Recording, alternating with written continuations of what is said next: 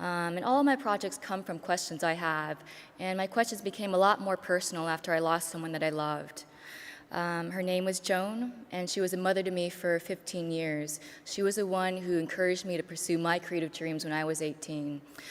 And her death was sudden and really unexpected, and there were still so many things that she wanted to do. And I spent a long time full of grief and depression. And with time, I felt gratitude for the time we had together. And eventually, I found clarity in my life by thinking about death so much.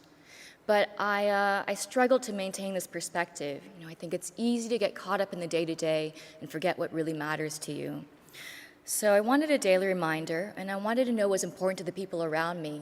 So after getting permission from the property owner, my neighbors, the neighborhood association, I made this homemade stencil that said, "Before I die, I want to."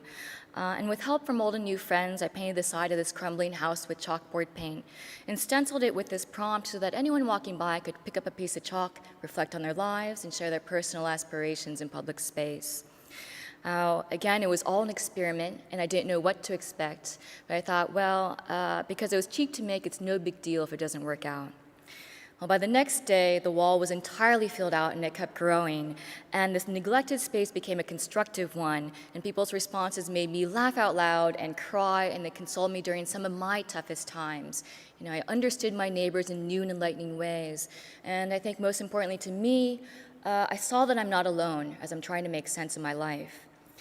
So neighbors introduced themselves in front of the wall while reading through the day's responses, and people who ordinarily had little to do with one another began taking care of it. And the grandmother who lives across the street told me, people are around all the time now, the block is safer. The wall in New Orleans was up for 7 months in 2011, and it ended for the happiest of reasons. A new owner bought the property, and the house became a home again. But that wasn't the end of the project. I posted a few photos online, and it spread. And my inbox blew up with hundreds of messages from people around the world who wanted to make a wall with their community. So I created a website with tons of resources, and now 3 years later, thanks to passionate people who have spearheaded their own walls, there are now over 500 Before I Die walls in over 70 countries and stenciled in over 35 languages. Yeah.